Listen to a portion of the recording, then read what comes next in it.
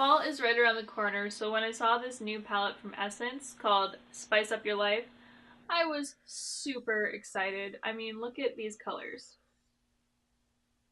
If this isn't fall, I don't know what is. I put it to the test in this video and I have a lot of thoughts on it, but yeah, we will just get into it. So here's the palette. It has 12 shades. I really like the packaging. I think it's super cute. This goes above and beyond the things that like ColourPop and say Kylie Jenner are putting out because they actually took the time and effort to name each shadow and put it on the actual palette rather than just like the back where you have to try to figure out okay what shade is which. You know the struggle. I'm wearing a few of the shades right now on my eyes.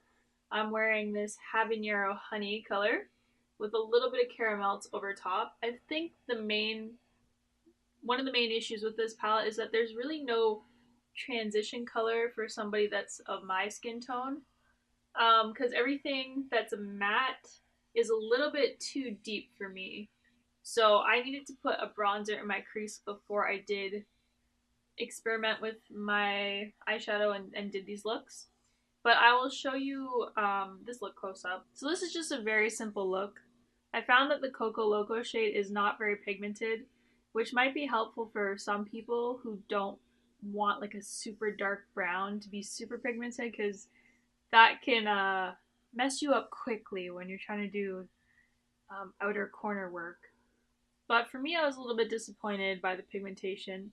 But this is just a very light look. I think the habanero honey color works well to just like swipe across your lid quickly, but it doesn't have the most pigment payoff. So I wanted to use this palette doing some of the more deeper looks that you would get out of it because I think we can all just understand what some of this stuff down here might look like. But I really wanted to focus on the upper half here. So I did a look using this row. I skipped the red because I'm too pale for red. This was already bold enough for me. And then I also did this row here. So for the first look, I used this row here. So I basically took mulled wine and put it all over. It ended up basically being all over the lid, the outer corner, and in the crease. Because when I was trying to blend it, it would kind of just like migrate a little bit further than I wanted it to. So I just kind of put it all over. But this was just to deepen everything. I really wanted to use hot chili and to put that basically all over everywhere as well. And what I did was just kind of go back over with some concealer. I wouldn't call it a cut crease or anything like that. I just wanted like a slight halo eye effect. So I went over with some concealer and then just put pumpkin spice on with my fingertip. And then just went back with a little bit of hot chili and kind of blended it together. After that, all I did was put on some eyeliner and apply a good, generous coat of mascara. And that's a very moody, deep eye look for someone who's as pale as me. Now let's move on to the more olivey green look. So I started out with cinnamon rolls, and I was pleasantly surprised by how pigmented that shade was. It is a little bit dusty, a little bit hard to blend, but I put that in my outer corner to deepen everything up and dragged it into the crease. And then I put Party Thyme, and it's spelled thyme like the spice, like Thyme. So it's very cute. The names are all super cute. They all have like spice themes. So I put that like the majority of my lid, 3/4.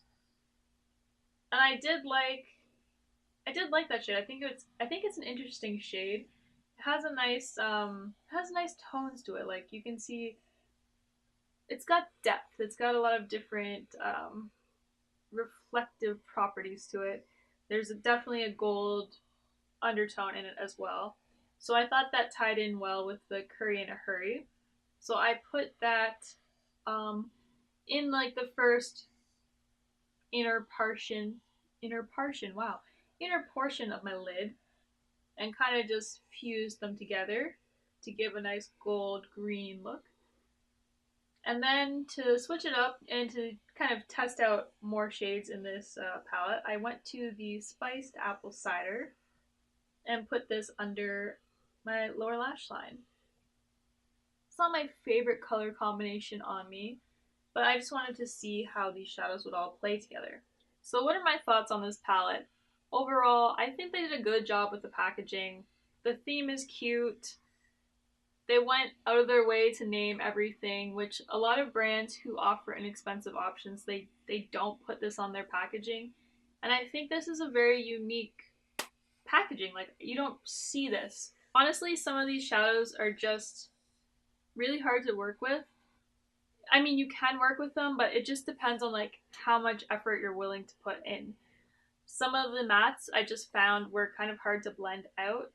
They're kind of pigmented, but in a way they're also very chalky.